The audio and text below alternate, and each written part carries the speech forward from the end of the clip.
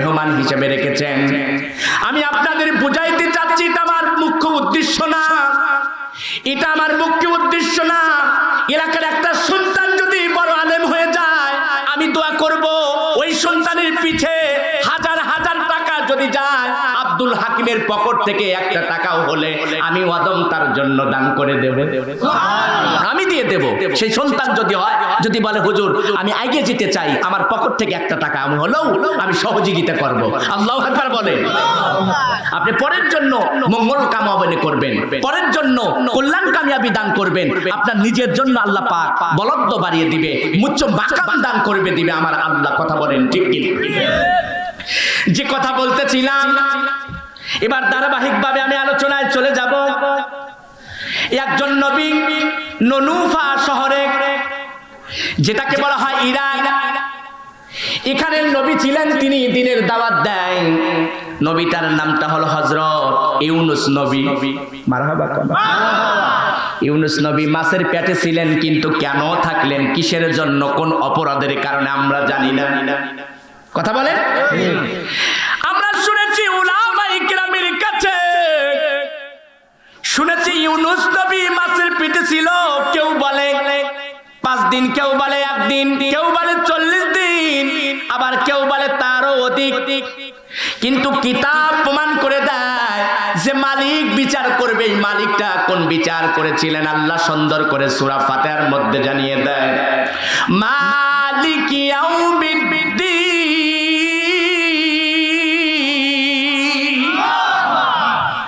আল্লাহ প্রতি দিবসের মালিক। আচ্ছা, মালিকের বিচার কি ভুল হয়? আল্লাহর বিচার কি ভুল হয়?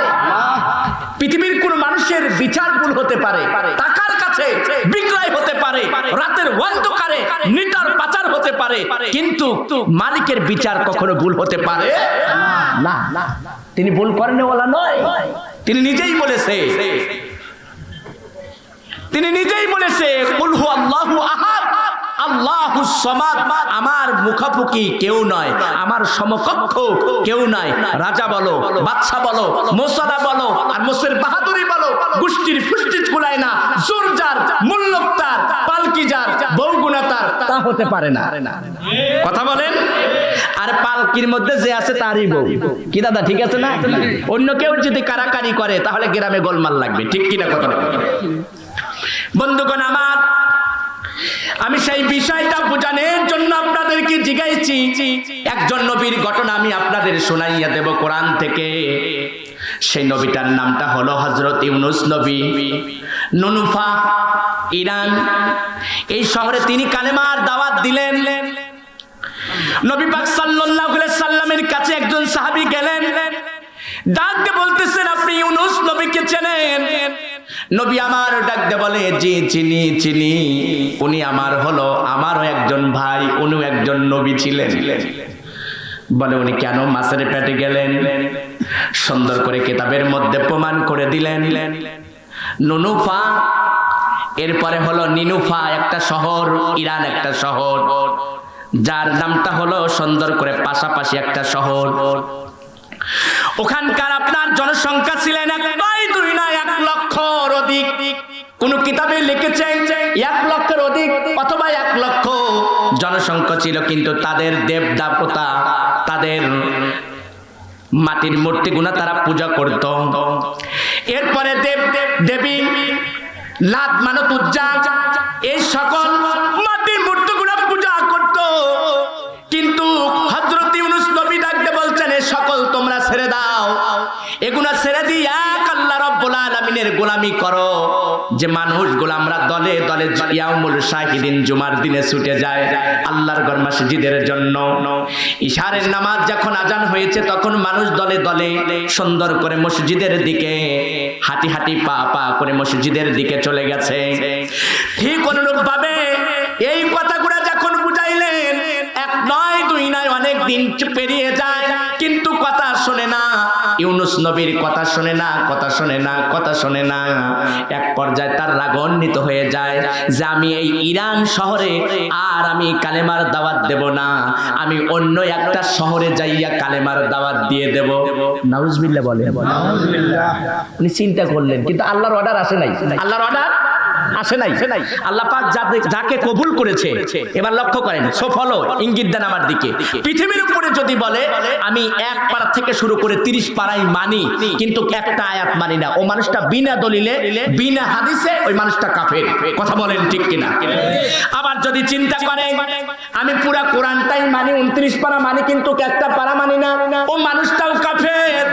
আবার উনি যদি চিন্তা করে আমি 30টা পারাই মানি, কিন্তু একটা আয়াত অথবা একটা শব্দ মানি না, ও মানুষটা বিনা দলিলে মানুষটা হলো কাফের। কথা বলেন ঠিক কিনা? আল্লাহ পাকের অর্ডার হয় নাই। আজকে আল্লাহ পাক যাকে কবুল করেছে সেই ব্যক্তি এই কোরআন কারীমের মাহফিলে আসতে পারবে। আল্লাহ পাক যাকে কবুল করেছে ওই মানুষটার পকেট থেকে 2টা টাকা ওই মসজিদের উন্নতির জন্য আসবে। ওই মানুষের জমিনের ফসল থেকে কিছু সংখ্যক ফসল গুনা মসজিদ আল্লাহ পাকের ঘরের জন্য দান করবে। কারণ আল্লাহ পাক যার দানটা কবুল করেছে ওই মানুষটাই দানের হাতটা প্রসারিত করে দিবে। কথা বলেন ঠিক কিনা? জোর করে কোনো কিছু হাসিল করা যায় না। কথা বলেন যায়? আমি যদি চাই যে আমি এই চাকসা গ্রামের সামনে চেয়ারম্যান হব, সম্ভব? কথা বলেন, উঠি আওয়াজ দিয়ে বলতে হবে সম্ভব না। আবার যদি বলি যে আমি মেম্বার হব, তাও সম্ভব না। তবে হ্যাঁ, যদি জনগণ চায় তাহলে মেম্বার না এমপিও হওয়া যায়। কথা বলেন বন্ধুগণ আমার, আমি এই লক্ষ্যে বুঝাইতে চাচ্ছি, সুন্দর করে ইউনুস নবী এই শহরটা, ইরান শহরটা ছেড়ে দিয়ে সুন্দর করে একটা জায়গায় দাঁড়িয়ে গেলেন। আহারে, বিশাল একটা সাগর, সাগরের কিনারায় দাঁড়িয়ে গেলেন, তীরে দাঁড়িয়ে গেলেন। দাঁড়িয়ে দেখলেন একটা বজ্র নৌকা আসতেছে, সেই নৌকায় উঠে আমি অন্য একটা শহরে চলে যাব, অন্য একটা শহরে যাইয়া কালেমার দাওয়াত দেব, আল্লাহ পাকের একাত্মতার কথা বলবো, কোরআনের কথা বলবো। বাজার নিয়ে আমার সেই জাহাজের মধ্যে উঠে গেলেন, জাহাজের মধ্যে মাল সামানা রয়ে গেছেন। এরপরে সুন্দর করে আপনার সেখানে আপনার আরো লোকজন বসে আছেন, ব্যক্তিবর্ণ জনগণ রয়ে গেছেন। ডাক দিয়ে দিলেন, ইউনুস নবী ডাক দিয়ে বললেন, ও বজ্র নৌকা, ও মালিক, তীরে বিরাও, নৌকাটা বিরাও, আমাকে উঠাইয়া নিয়ে যাও। উঠাইয়া না হলো বাজান রে আমার, কিন্তু এই ইরান শহরের মধ্যে একটা কথা এই ইউনুস নবীটা বলে গিয়েছিলে, তোমরা যদি কালেমা না মানো, তোমরা যদি কোরআন না মানো, তোমরা যদি আল্লাহ পাকের একত্বতা না মানো, আল্লাহ পাক এমন একটা গজব দিয়ে দিবে, এমন একটা গজবের ব্যবস্থা করে দিবে, এ জাতি ধ্বংস হয়ে যাবে, জাতি ধ্বংস হয়ে যাবে। এ কথা বলার পরে সুন্দর করে তিনি এই জাহাজে রওনা হয়ে গেলেন। জাহাজে যখন রওনা হয়ে গেলেন, এ মুসলমান ভাইরা, মাঝামাঝি যাইয়া আকাশ থেকে এমন একটা বজ্রপাত শুরু হয়ে গেল এবং বাতাস প্রবল হয়ে গেল, সুন্দর করে বিশাল বিশাল ঢেউ উঠতে লাগলো। তখন জাহাজের মালিক ডাকতে বললেন, নাবিক মারতে বললেন, মানুষগুলো তলিয়ে যাবে, জাহাজটাও তলিয়ে যাবে, তাহলে কি করা যায়? কিছু মাল সম্পদগুলো এই সমুদ্রের মধ্যে ফেলে দাও। আরে তাই করা হলো, সমুদ্রের মধ্যে মাল কিছু ফেলে দেওয়া হলো। এরপরেও মালিক বলে, এরপরে তো জাহাজটা আমি টিকাইতে পারি না, তাহলে একটা কাম করা যায়, আমাদের মধ্যে যতগুলা লোক রয়েছে লটারি হবে, আর লটারির নামটা যার উঠবে সে সমুদ্রের মধ্যে জাপ দিয়ে দিবে। বাজান আমার ঠিক একইভাবে মালিকের অর্ডার মতে, আর এই জাহাজের মালিকের অর্ডার মতে লটারি করে দিলেন। সর্বপ্রথম একটা নাম উঠলেন, যে নামটা হলো হযরত ইউনুস নবীর নামটা। আল্লাহু আকবার বলে।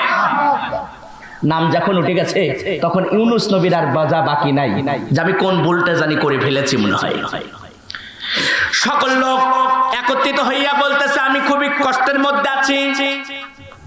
নিশ্চয় উনি তো সাধারণ মানুষ, উনি সাধু মানুষ, ওনার নামটা না ওঠে আমরা আবার লটারি করব। আল্লাহু আকবার বলেন। উনি আবার দ্বিতীয়বার লটারি করলেন, আবার সুন্দর করে ইউনুস নবীর নামটা আবার উঠলেন।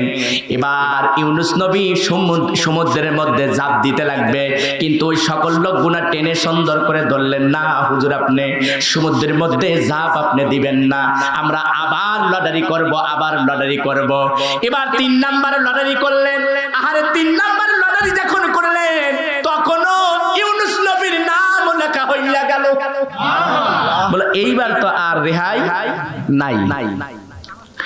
আর যখন রেহাই না হলো, এই জাহাজ থেকে সুন্দর করে বাজানটা আমার সমুদ্রের মধ্যে ইউনুস নবী সুন্দর করে জাপ লাগাইয়া দিলেন। আর জাপটা যখন দিয়ে দিলেন, আল্লাহ রব্বুল আলামিন সুন্দর করে অর্ডার করে দিলেন, মালিক অর্ডার করে দিলেন, ও সমুদ্রের বড় মাছ, ও সমুদ্রের মাছ, যাও যাও যাও যাও, আমার বন্ধু ইউনুস নবীকে সুন্দর করে গিলা ফেলবে। আর গিলে ফেলার কারণে আমার বন্ধু যেন কোনো ব্যথা না পায়, আমার বন্ধু যেন এরম ভাবে উ শব্দটা না কয়, আমার বন্ধু যেন এরম ভাবে ব্যথা না যেন লাগে, আমার বন্ধুর চামড়ায় যেন আঘাত যেন না লাগে। কেন আঘাত লাগবে না? কেন আঘাত লাগবে না? ইউনুস নবী আমাকেও যদি না চেনে, আমি আল্লাহ রব্বুল আলামিন আমার বন্ধুকে আমি চিনেছি, আমি চিনেছি, যার কারণে আমার বন্ধু যেন কষ্ট না পায়। ঠিক অনুরূপ ভাবে কিতাবের মধ্যে লিখেছে এই মাছটার নামটা হলো তিমি মাছ। আহারে সূরা মুমিনের মধ্যে কথাগুলো ব্যাখ্যা সুন্দর করে দিলেন। আহারে সুন্দর করে যখন গিলে ফেললেন, মাছটা নিয়ে গেলেন, কিতাবের মধ্যে লেখে 40 দিন পর্যন্ত ছিল। আর যখন ছিল তখন যখন নামলেন, চিন্তা করলেন, আহারে নিশ্চয় নিশ্চয় আমার একটা ভুল হয়েছে, আমার একটা ভুল হয়েছে, মালিক আমাকে ক্ষমা করে দাও। আমি সুন্দর করে মাছের পেটের মধ্যে একটা দোয়া পড়ে নিলেন, লা ইলাহা ইল্লা আনতা সুবহানাকা ইন্নী কুনতু মিনাজ জালিমিন।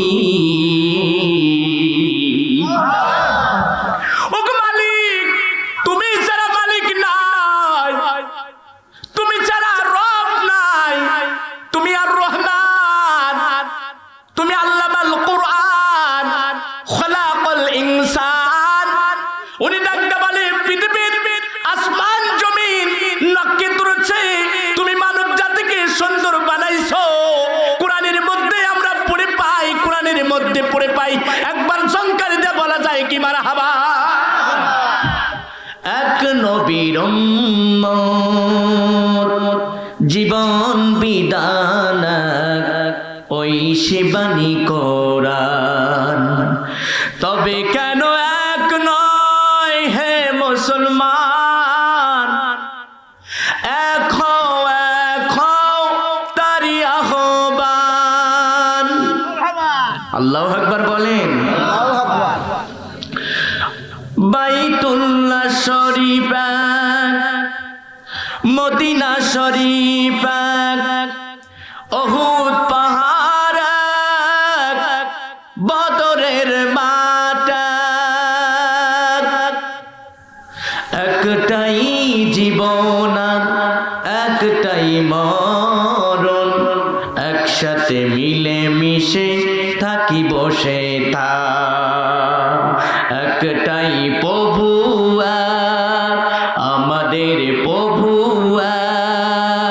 এক নবীর উম্মত জীবন বিধান, ওই শিবানী কোরআন। তবে কেন এক নয় হে মুসলমান, এক হও করি আহ্বান, আমাদের প্রভু এক। বন্ধুগণ আমার, বাজানরে আমার সূচনা ভূমিকাটা আমি লম্বা করতে চাচ্ছি না, আমি সরাসরি আলোচনায় চলে যেতে চাই। সর্বপ্রথম আপনাদের সম্মুখে আমি ইসলামিক একটা গান আমি আপনাদের সম্মুখে পেশ করেছি, যে আমাদের প্রভু এক নবীর উম্মত। আপনি সুন্নি বলেন, আর ওহাবি বলেন, আটরশি বলেন, আর রসুলপুরি বলেন, আর আপনি ইনাদপুরি বলেন, এরপরে চরমনাই বলেন, এরপরে নোকানি বলেন, আপনি যে পথই বলেন না কেন, আপনার আমার একটাই উম্মত, আমরা একজনের উম্মত, একজন আমাদের নবী, সে হলো আখিরি নবী খতাবান নবীন। একবার জবান খুলে বলেন সুবহানাল্লাহ। ঠিক কিনা কথা বলেন? আমরা যে দলটাই করি না কেন, আসলে আমাদের নবী এক, আমাদের প্রভু এক, নাকি ভিন্ন আছে? ভিন্ন নাই। প্রভুর আইন যদি না মানি, আল্লাহ পাকের আইন যদি না মানি, তাহলে আপনার আমার কোন ধরনের বিপদ আসতে পারে, কোন ধরনের বালা মুসিবত আসতে পারে, আজকের আলোচনা বিষয়। আল্লাহু আকবার কোন। আমার আজকের মানে সাবজেক্টটা হচ্ছে আল্লাহ পাকের আইন না মানলে কি ক্ষতি হতে পারে, ঠিক কিনা কথা বলেন। আমরা আজকের উন্নত কল্পের জন্য মাহফিল, মসজিদ, মসজিদ শব্দের অর্থ সিজদার স্থান, আল্লাহ পাকের ইবাদত বন্দেগীর, যেখানে আমরা জিকির আজগার নামাজ কালাম ইবাদত বন্দেগী করব, সেইটা জায়গায় অনেক মানুষ বলে কোরআনে তো নামাজ নাই, তাহলে নামাজ পড়ে কি করব? আরে পাগলা, তুই তো খুঁজে পাইবে না, নামাজের কথা নাই, সালাতের কথা আছে, আকিমুস সালাত। আল্লাহু আকবার কোন। আরে কোরআন তো পড়তে শিখতে হবে, কোরআন তো বুঝতে শিখতে হবে, তাহলেই তুমি খুঁজে পাইবা আল্লাহ পাকের কথা। কথা বলেন ঠিক কিনা? আম্মা জান আয়েশা রাদিয়াল্লাহু তাআলা আনহার কাছে এক সাহাবী এসে ডাকতে বললেন, আম্মা জান আয়েশা রাদিয়াল্লাহু তাআলা আনহা, বলেন না আপনার স্বামী, আপনার পানের স্বামীর কেমন চরিত্র ছিল, আপনি বলেন না। আম্মা জান আয়েশা রাদিয়াল্লাহু তাআলা আনহা ডাকতে বললেন, ও নবীর সাহাবী, ভালো করে শুনে রাখো, আর আল্লাহ রাব্বুল আলামিন একটা গাইড দিয়েছে, যেটাকে বলা হয় নূর, যেটাকে বলা হয় ওহী, যেটাকে বলা হয় জিকির, যেটাকে বলা হয় ফুরকান, যেটাকে বলা হয় কিতাবুম মুবিন। আমার কথা বুঝতেছেন তো? আমি ধারাবাহিকভাবে কিন্তু আলোচনা করব, এদিকে সেদিকে না, কোনো অন্য একটা ধরনের বানোয়াটি কোনো কেচ্ছাও আমি গাবো না, শুধু কোরআন থেকে একটা কেচ্ছা আমি টানবো, যে কোরআনের কথা, একটা নবীর কথা, দুইটা নবীর কথা সবথেকে বেশি এসেছেন। আল্লাহু আকবার। তার মধ্যে আমি একটা নবীর কথা বলবো, আমি অন্য কোনো সাবজেক্ট নিয়ে কথা বলতে এখানে আসি নাই। বন্ধুগণ আমার, আপনারা অত্যন্ত আমার পরিচিত, কেউ চাচা, কেউ ভাই, কেউ আমার সমতুল্য বয়স্ক, কারণ আমি ছেলের বয়স্ক, তার মানে এখানে আমার সবাই পরিচিত। এখানে আমি যদি মাউই বাড়ির তাউই বাড়ির গল্প করি, তাহলে আমার সম্বন্ধে আপনারা ভালো জানেন, ভালো বোঝেন।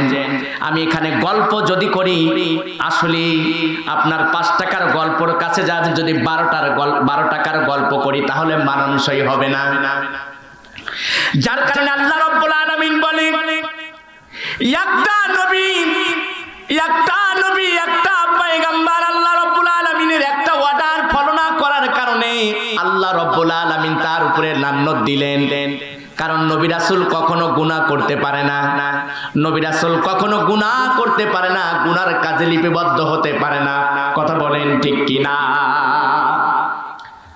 বাজানরা আমার, আর চাকসা উত্তর পাড়ার মানুষ যদি জানতো এইটা জান্নাতের বাগিচা, এখানে আসলে মা বাবার আর আত্মীয় স্বজনদের কবর আযাবের নাজাতের ব্যবস্থা করে দেয় আমার আল্লাহ, তাহলে আমার দীর্ঘ বিশ্বাস ওই মানুষটা মেলার মধ্যে থাকতে পারতো না, ওই মানুষটা বাড়ির মধ্যে থাকতে পারতো না, ওই মানুষটা টিভির পর্দায় বসে থাকতে পারতো না।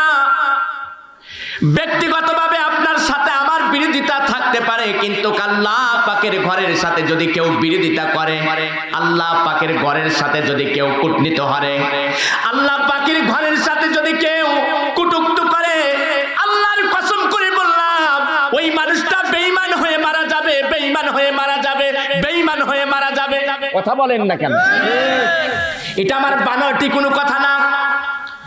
কারণ দিন সম্পর্কে যদি আপনি গাফিলতি করেন, দিল সম্পর্কে যদি আপনি না বোঝেন, তাহলে কিন্তু আমার আল্লাহ আপনাকে আমাকে ছাড়বে না। আমি বক্তা হয়েও আমার আল্লাহ আমাকে ছাড়বে না। আপনি যত বড়ই আলেম হন না কেন, আল্লাহ রাব্বুল আলামিন আপনাকে ছাড়বে না। কথা বলেন ঠিক কিনা? কঠিন হাসরের দিনে আখিরি নবীজি বিনে পাপী উম্মতকে করিবে পার, হার পাপী উম্মত কে করিবে পার। কঠিন হাসরের দিনে আখিরি নবীজি বিনে পাপী উম্মত কে করিবে পার, হার পাপী উম্মত কে করিবে পার। ঠিক কিনা? আমি উম্মতের, আমি নবীর জন্য পাগল, দেওয়ানা,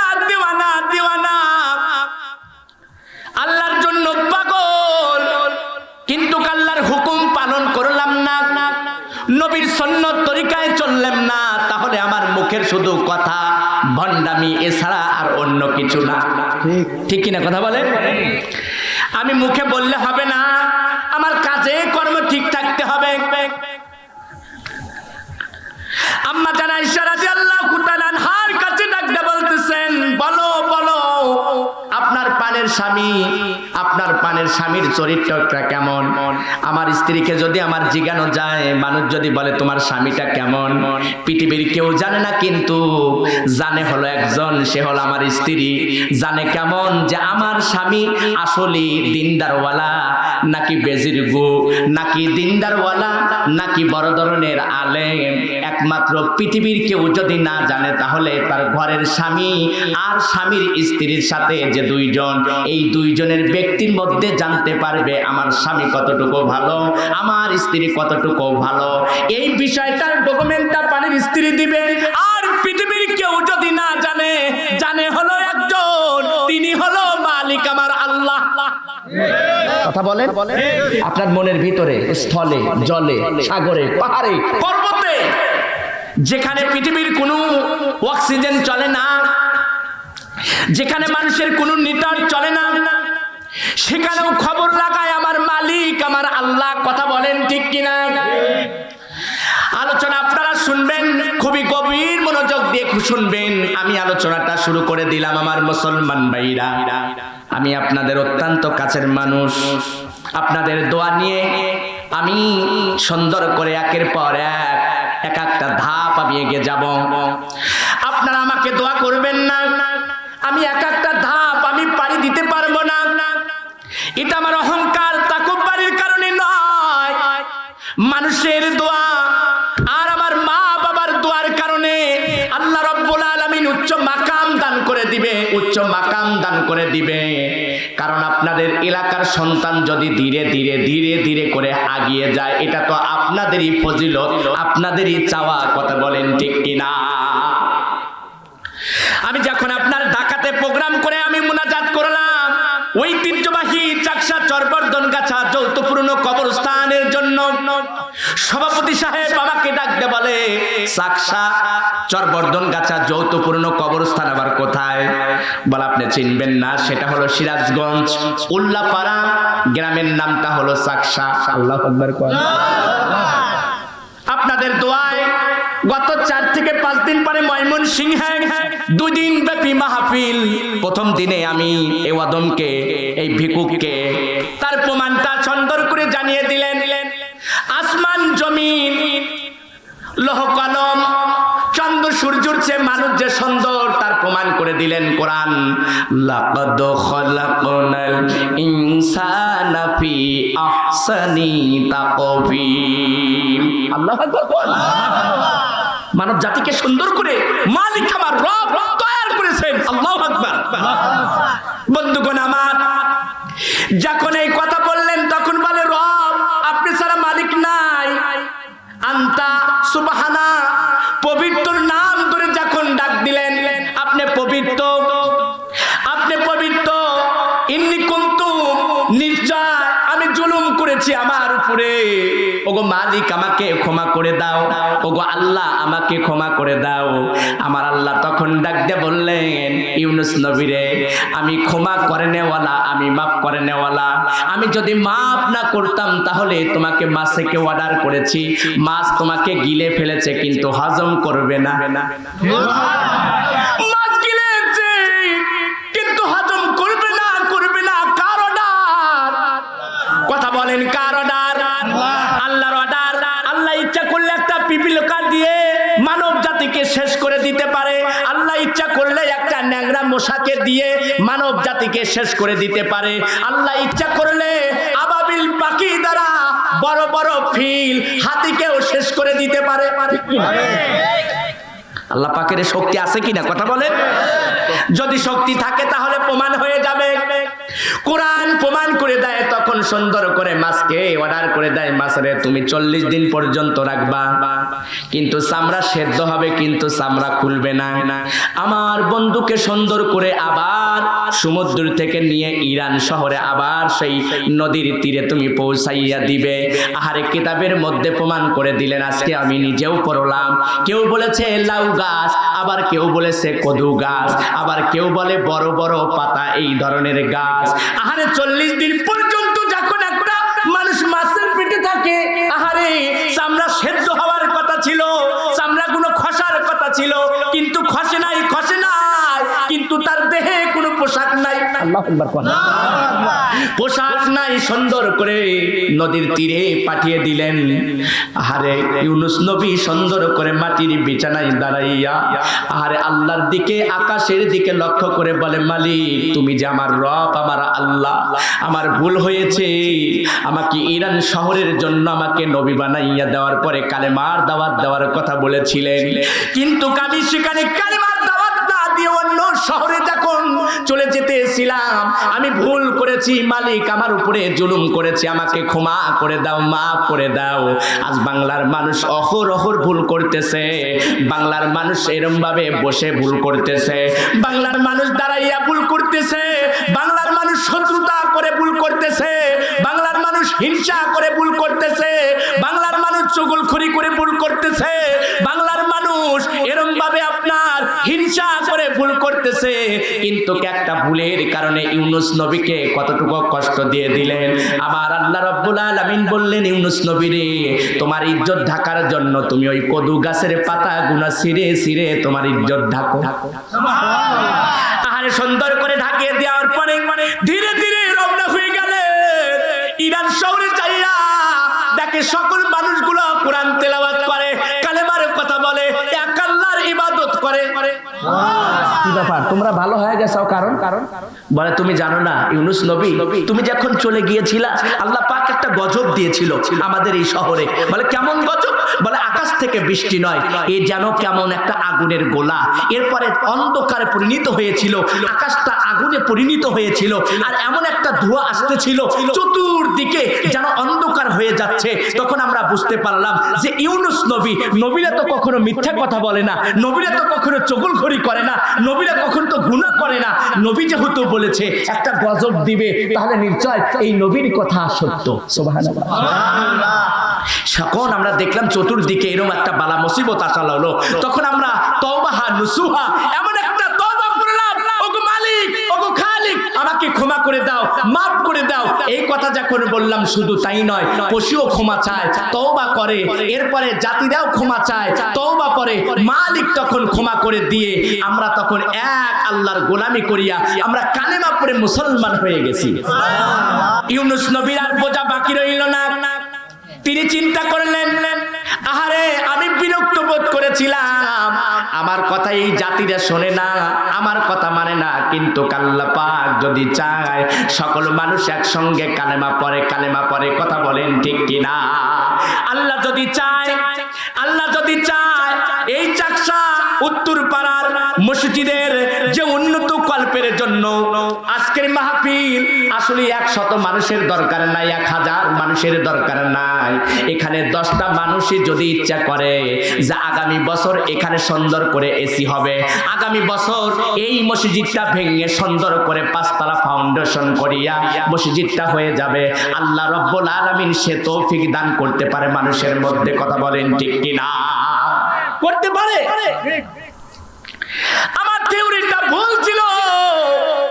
আমার ক্যামেরাম্যান ভাই আমার সঙ্গে গিয়েছিল গত 3 দিন আগে বেড়াতে, আপনার বড় বড় পায়না দোতলা মসজিদ, আমি সেখানে প্রধান মেহমান ছিলাম।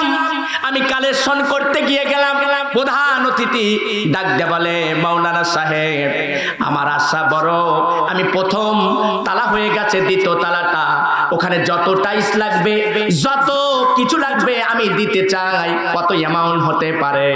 আমার পাশে বসে যখন এই কথা বললাম, তখন আমি সুন্দর করে বললাম, শুধু আপনার টাইলস দিলে হবে না, দোতলার যত কাজগুলো হয়ে যায় আপনার দ্বারা কাজ করবে আমার মাওলা, এটাই কবুল করে নিয়েছে। জোরে বলেন সুবহানাল্লাহ। উনি তার জবান দিয়ে বললেন, 6 থেকে 8 লক্ষ টাকা যদি খরচ হয়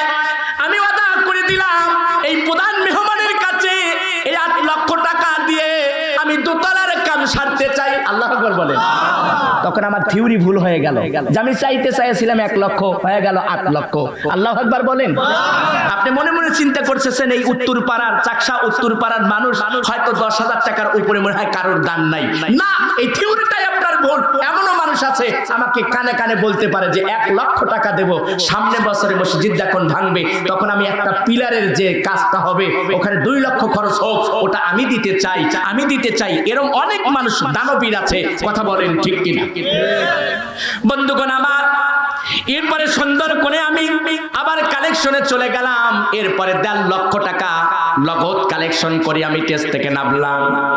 আমার বাজার না, এই জন্য এই বনে বাঘ নাই করিও না মনে, বড় বড় বাঘ থাকে ছোট ছোট বনে। আপনি মনে মনে চিন্তা করতেছেন চাকসা উত্তর পাড়ার মানুষ, আর এদের আবার কত টাকা আছে। এমনও মানুষের মন কাঁদে, এমনও মানুষের দিল কাঁদে, মসজিদের সাথে অন্তরটা লটকাইতে চায়, কথা বলেন ঠিক কিনা? বাজান নামাজ, এই জন্য আপনাদের কাছে আমার চাওয়া, সুন্দর করে যখন এই কথাটা বললেন আমার মুসলমান ভাইরা, যখন এই কথাগুলো বললেন তখন মানুষগুলো পেশানিত হইয়া গেল। মানুষগুলো চিন্তা করলো যে কেমন করে কালেমা গ্রহণ করলাম। ইউনূস নবী ডাকতে বলে এই গজব যখন আসলেন তখন আমরা চিন্তা করলাম আমার মালিক আমার রব ছাড়া আর কেউ নাই, আমার আল্লাহ ছাড়া আর কেউ নাই। আমরা কালেমা পড়ে মুসলমান হইয়া গেলাম। আর যখন কালেমা পড়েছি আমাদের ইরান শহরে শান্তি, রহমত, বরকত দ্বারা ভরপুর করে দিছে কে? কথা বলেন আল্লাহ। এই যে আমরা প্রশংসা করলাম, এই প্রশংসা করার কারণে খুশি হয়েছে কে? আল্লাহ। আর বেজার হয়েছে কে? শয়তান। আরো কিছু লোক আছে, ঠিক, আরো কিছু লোক আছে এরা শয়তানের সাথে তাল মিলা তাদের অন্তরটা, তাদের মনটা চালাইতে চায়। আল্লাহ তাদের ব্যাপারে কোরআন কারীমের ভিতরে বলে আমি তাদের দিলের মধ্যে আমি রোগ দিয়ে দিলাম, আর এই রোগটা দেওয়ার কারণে তারা বলবে ওয়ামিনান নাসু মাইয়াকুলু আমান্না, বলবে আমরা ঈমানদার, কিন্তু তারা ঈমানদার নয়। কথা বলেন ঠিক কিনা? বন্ধুগণ আমার, বাজান আমার লক্ষ্য করেন, খেয়াল করেন, বাদ মাগরিব থেকে উলামায়ে কিরাম কোরআন হাদিস থেকে আলোচনা করে গিয়েছে, একের পর এক একটা কথা বলেছে। আমি আপনাদের দৃষ্টান্ত করে বলে যাই, আল্লাহর নবী আখিরি জামানার পয়গম্বর যখন চলে গেলেন, হারে আল্লাহ রাব্বুল আলামিন সুন্দর করে বললেন আমি নামাজ দিতে চাই, নামাজ দিতে চাই, আমার বন্ধুকে দাওয়াত দাও। জিবরাইল আমিন ডাকতে বলে ও আমার বন্ধু, ইয়া রাসূলুল্লাহ, ইয়া হাবিবাল্লাহ, হুজুর গো, আপনাকে আল্লাহ রাব্বুল আলামিন দাওয়াত করেছে, আপনাকে নামাজ দিবে। মাকুন সিস্তি নামাজে পাঞ্জাগানা, আপনাকে নামাজ দিবে, আপনাকে দাওয়াত করেছে।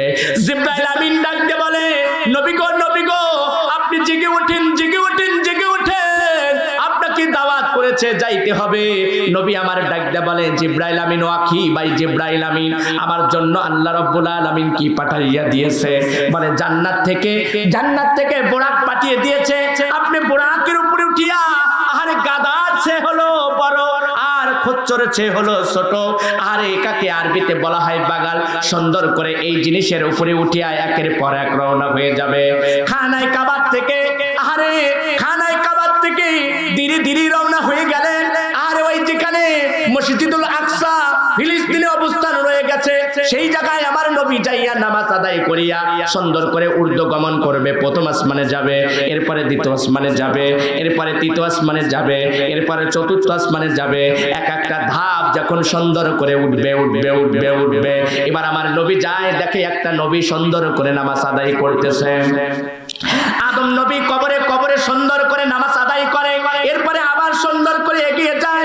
মুসা পয়গম্বর কবরে নামাজ আদায় করে, এরপরে সুন্দর করে আর একটু সামনে এগিয়ে জায়গায় সুন্দর করে ইব্রাহিম নবী সুন্দর করে আপনার নামাজ আদায় করে। এবার ঈসা নবীও সুন্দর করে কবরে নামাজ আদায় করে।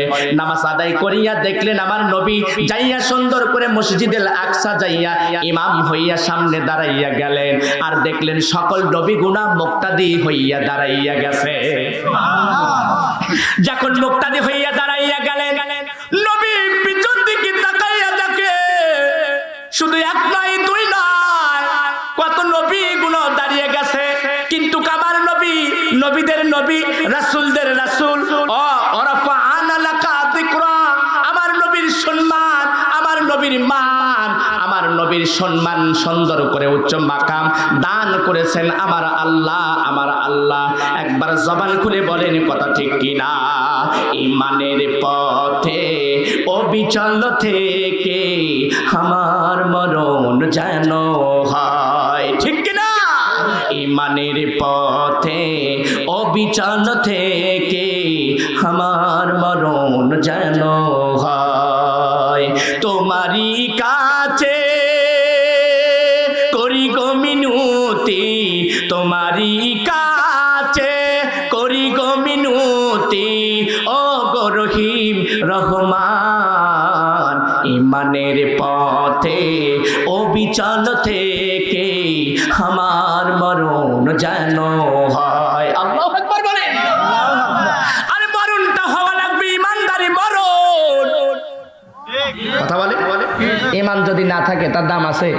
লা সলাতা ঈমানা, যার সলাত নাই তার ঈমান নাই। তাহলে এখানে বোঝা যায় এক লেখে যদি একটা সৈন্য দেওয়া হয় 10 হয়। এরপরে আরেকটা জিরো লাগাইলাম 100, 100 হয়। এরপরে আরেকটা জিরো লাগাইলাম 1000 হয়। কিন্তু আপনার সুন্দর করে আপনার বামেতে একটা নাই। যদি এই সৈন্য লিখতে লিখতে লিখতে লিখতে সিরাজগঞ্জ পর্যন্ত চলে যায়, এরপরে উল্লাপাড়া যদি ছেড়ে যায়, তাহলে কোনো মূল্য হবে না।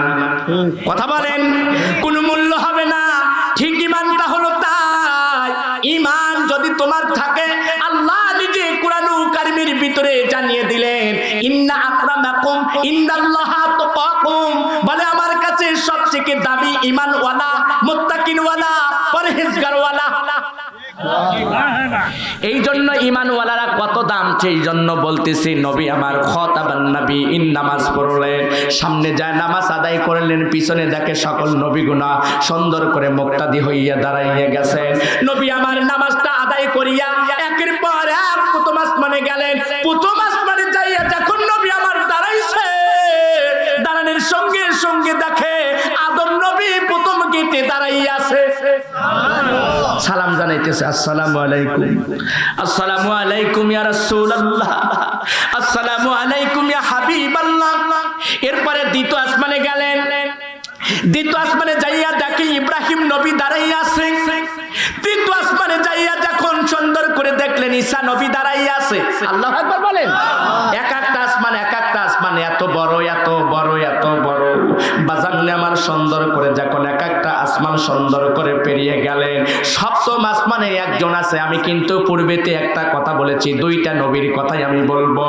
একটা নবীর কথা বেশি বেশি কোরআনুল কারীমের ভিতরে এসেছে। একটা নবী চালাক নবীর কথা আমার আল্লাহ বলেছে। ওই চালাক নবীটা কে? বাজানে আমার সপ্তম আসমানের গেটের কাছে দাঁড়াইয়া আছে মুসা কালিমুল্লাহ।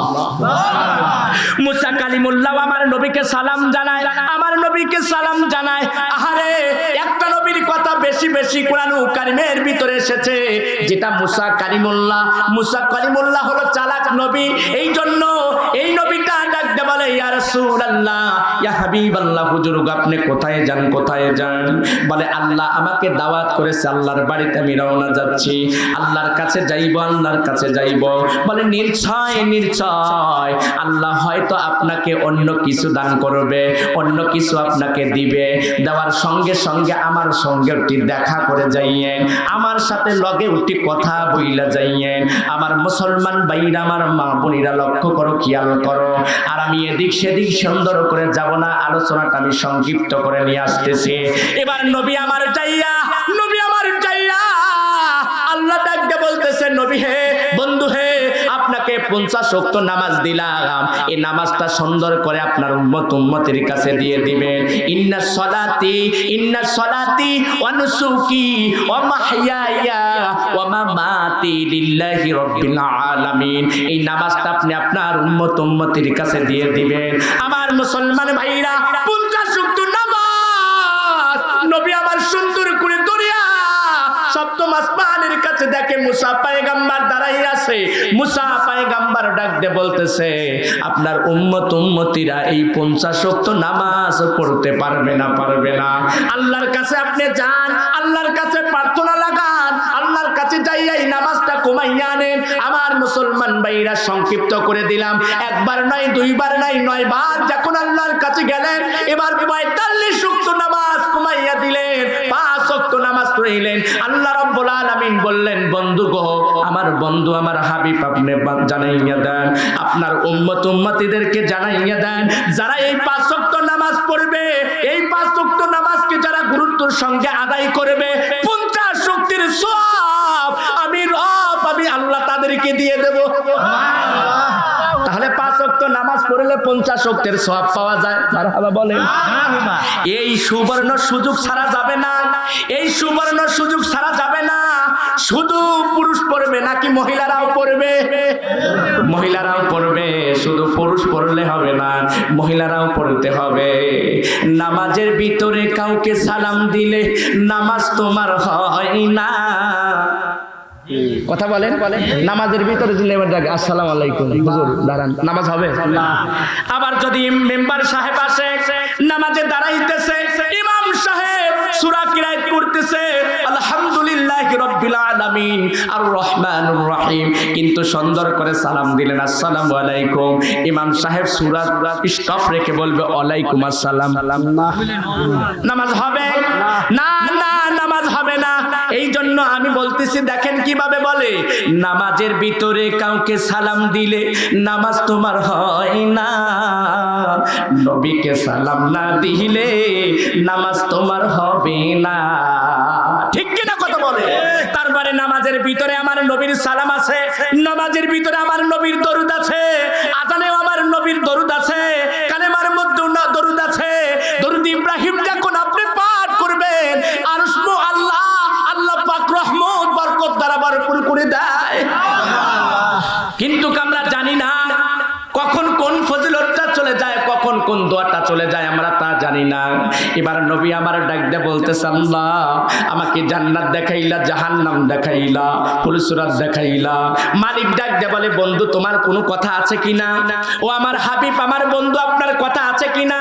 নবী আমার ডাক দিয়ে বলতেছে, ও মালিক, আমার আল্লাহ, আমার কথা আছে। আমি জান্নাতে যখন গেলাম, একটা পায়ের সাউন্ড পাই গো মৌলা, একটা সাউন্ড পাওয়া যায়, একটা পায়ের আওয়াজ আসে গো আল্লাহ। আপনি কি বলবেন, আপনি কি বলবেন, ওই পায়ের সাউন্ডটা কার? আপনার ওই পায়ের সাউন্ডটা কার গো মৌলা? আল্লাহ রাব্বুল আলামিন বলে, হাবিব, আমার বন্ধু, ইয়ামেনের ওই দামেস্কের বিলাল চেহারা ভালো ছিল না, জান্নাতের মধ্যে তার পায়ের সাউন্ডটা আমি আল্লাহ অবশিষ্ট ভাবে সুন্দর করে লকটাইয়া রেখেছি। আমি যখন লিখে দিলাম, নবী আমার ডাকতে বলে, ওগো মালিক, আমার আল্লাহ, জান্নাতের মধ্যে এই পায়ের আওয়াজ পাওয়া যায়, সেই পায়ের আওয়াজটা যদি বিলালের হয়, ও আমার রব, আমার আল্লাহ, আমি যাইয়া সুন্দর করে আমার বিলালকে বলবো, বিলালকে বলবো। বলে, বিলালের এত মান, বিলালের এত সম্মান, বিলালের এত কেন, এত দাম আমার মালিক, আমার আল্লাহ কেন বাড়িয়ে দিলেন? আরে মানুষটা কালো, মানুষটা দেখতে লাগে না ভালো, এর লাগটাও হলো বড়, ঠোঁটটাও হলো চ্যাপ্টা, পাওটাও হলো বড়, এর চেহারাটাও ভালো ছিল না, কিন্তু আল্লাহর কাছে সব থেকে দামি হয়ে গেছে। কথা বলে, আরে কালো হলে হয় না, ফর্সা হলেও হয় না, আল্লাহর কাছে এমনও দামি হতে পারে তারা আমলের কারণে। কথা বলেন, দামেস্কের বেলাল যদি এত দাম হইয়া যায়, দামেস্কের বেলাল যদি মাওলার কাছে এত দাম হইয়া যায়, সেই মালিক বলে, নবী গো, আপনার বন্ধু জানিয়ে দেন, আপনার উম্মত উম্মতিদেরকে জানিয়ে দেন। আমি বলেছি, ইয়া আইয়ুহাল্লাযীনা আমানু, ঈমানদার বলে যাদেরকে সম্বোধনা দিয়েছি, আপনার সাথে আমার মিরাজ হয়েছে একবার, আর একবার হয়েছে মিরাজ, কিন্তু আমি আপনার উম্মত উম্মতির সাথে মিরাজ করব 5 বার দিনে। কয়বার? 5 বার। 5 বার করবে মিরাজ, একবার করলেন নবীর সাথে, আর আপনার সাথে আমার সাথে দিনে 5 বার করবে মিরাজ। সেই জন্য নবী আমার ডাক দিয়ে বলতেছেন, আমি নামাজটা লইয়া সুন্দর করে যখন আসলাম, প্রথম আসমান, দ্বিতীয় আসমান, তৃতীয় আসমান, চতুর্থ আসমান যখন সুন্দর করে নামিয়া বাজানরে আমার আসিয়া সর্বপ্রথম দেখা হইয়া গেল আবু জেহেলের সঙ্গে। আবু জেহেল ডাকতে বলছে, ও ভাতিজা, কই গিয়েছিলা? বলে, আমি মিরাজে গিয়েছিলাম, আল্লাহ সাথে কথা বললাম, জান্নাত দেখাইলো, জাহান্নাম দেখাইলো, ফুলসুরাত দেখাইলো, হাসুর দেখাইলো, মিজান দেখাইলো। আল্লাহু আকবার কোন। এত গুনাহ দেখাইলো। আবু জেহেল ডাকতে বলে, আহারে পাগলের বেটা পাগল, আব্দুল্লাহর সন্তান মুহাম্মদ, ই আবার কোন ধরনের পাগল? আগে ছিল হাফ পাগল, এখন না ফুল পাগল হয়ে গেছে। নাউজুবিল্লাহ বলেন। এ কয় কি? আরে বাইতুল্লাহ থেকে, খানায় কাবার থেকে মসজিদুল আকসাতে যাইতে লাগে 2 মাস, আসতে লাগে 2 মাস, এই হলো 4 মাস। আর প্রথম আসমান, দ্বিতীয় আসমান, তৃতীয় আসমান, চতুর্থ আসমান, পঞ্চম আসমান, সপ্তম আসমান পর্যন্ত ঘুরছে। জান্নাত জাহান্নাম দেখাইছে, ফুলসুরাত দেখাইছে, মিজান দেখাইছে। ঘন্টার পর ঘন্টা চলে গেছে। বলে সন্ধ্যার পরে আমি গিয়েছি মেরাজে, আবার তাহাজ্জুদের আগেই এসেছে নবী। আল্লাহু আকবার।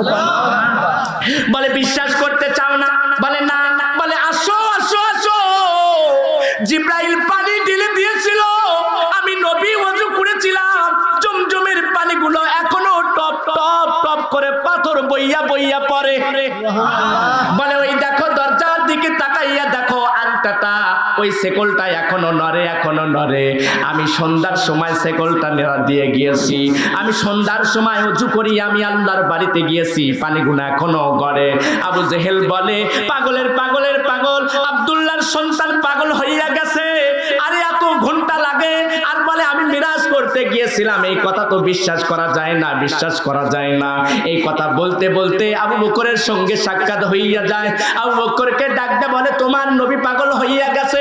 সে বলে মিরাজে গিয়েছিল। এবার আবু বকর ডাকতে বলে, আমার নবী পাক জবানে বলেছে, তুমি শুনেছো কিনা? বলে হ্যাঁ শুনেছি।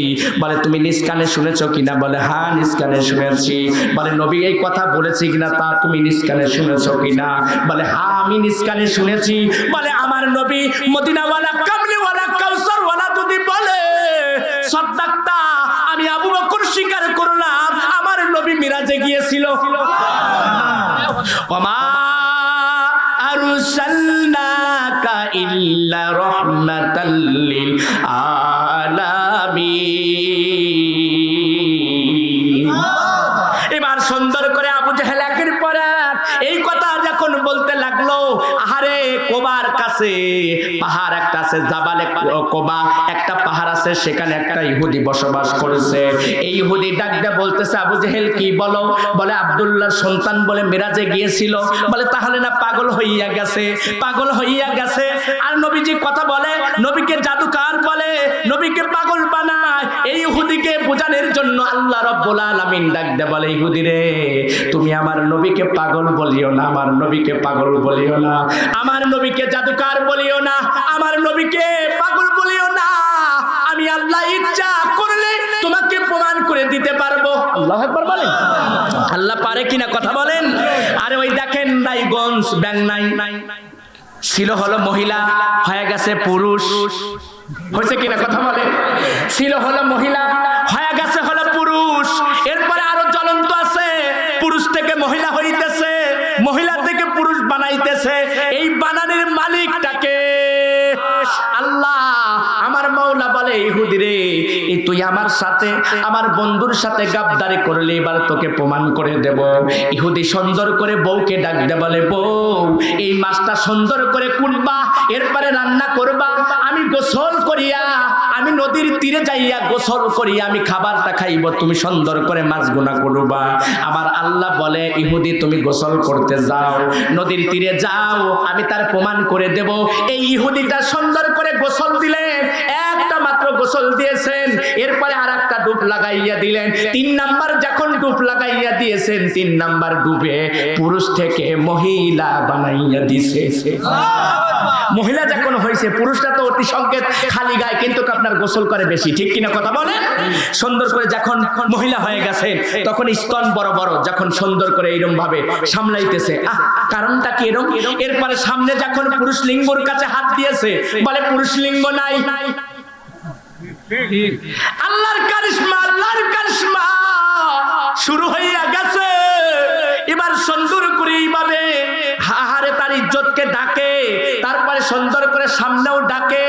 এ জাজিরাতুল আরবের এক একটা কওমের এক একটা নেতা ছিল। ডাক দিয়ে বলে কি হয়েছে তোমার? বলে আমি এখানে গোসল করার পরে আমার এই অবস্থা হয়ে গেছে। বলে তুমি কে? বলে আমি কে তা জানি না। বলে বিবাহ করেছো? বলে তাও করি নাই। বলে বিবাহ করতে চাও? বলে হ্যাঁ করতে চাই। বিবাহ করলেন, সংক্ষিপ্ত করে দিলাম, 12টা বছর সংসার করলেন, 4টা সন্তানের জননী হলেন। আল্লাহু আকবার। 4টা সন্তানের জননী যখন হইয়া গেলেন, আবার চিন্তা করলেন আমি ওই নদীর তীরে গোসল করব। পরামানিক বলে না, পরামানিকের বউ যদি আসলে নদীর তীরে গোসল করে, এই বক্তার বউ যদি নদীর তীরে গোসল করে, মেম্বারের বউ যদি নদীর তীরে গোসল করে, এমপির বউ যদি নদীর তীরে গোসল করে, তাহলে তো মান চলে যাবে। কথা বলেন, মান চলে যাবে। তখন সুন্দর করে আবার প্রথম একটা ডুব লাগাইয়া দিলেন, এরপরে দ্বিতীয় নাম্বার ডুবটা লাগাইয়া দিলেন। তৃতীয় নাম্বার যখন ডুব দিয়ে উঠিয়েছেন, এবার মহিলা থেকে পুরুষ আমার রব আমার আল্লাহ বানাইয়া দিছে। আর যখন বানাইয়া দিলেন তখন চিন্তা করলেন আহারে আমার স্তন কোথায় গেল? এবার পুরুষ লিঙ্গ ঠিকই আছে। এবার বিবিকে ডাক দিয়ে বলতেছেন বিবি রে আর দেরি করো না, তোমার মাছ এখনো কোটা হয় নাই। বলে এই মাত্র তো তুমি গোসল করতে গেলা। বলে বিবি রে না না না, সামনে 12 বছর কেটে গেছে, 4টা সন্তানের মা হয়েছি, পরামানিকের সঙ্গে আমার বিবাহ হয়েছে, আমি 4টা জননীর মা হয়েছি, মাঝখানে 12টা বছর চলে গেছে রে বিবি। আমি মিরাজ বিশ্বাস করি নাই, আমার নবীকে পাগল বানানোর কারণে, আমার নবীকে জাদুকর বানানোর কারণে আমার মাওলা আমাকে বুঝাইয়া দিয়েছে। আল্লাহ নিশ্চয় বলেছিল সময় রে স্টপ হইয়া যাও, সূর্য রে স্টপ হইয়া যাও, দিন তুমি যেখানে আছো সেখানে থাকবা, রাত যেখানে আছো সেখানে থাকবা। তখন মিরাজটা তার প্রমাণ হয়ে গেল, প্রমাণ হয়ে গেল। এবার বলে বিবি মাছ কোটা বন্ধ করো, আব্দুল্লাহর সন্তান মুহাম্মদ কোথায় আছে তালাশ করো, তালাশ করো, মদিনাওয়ালা কামলিওয়ালা কাউসারওয়ালার কাছে যাও, সুন্দর করে কালেমা পড়ে মুসলমান হইতে হবে। একবার চিল্লা বলেন মারহাবা।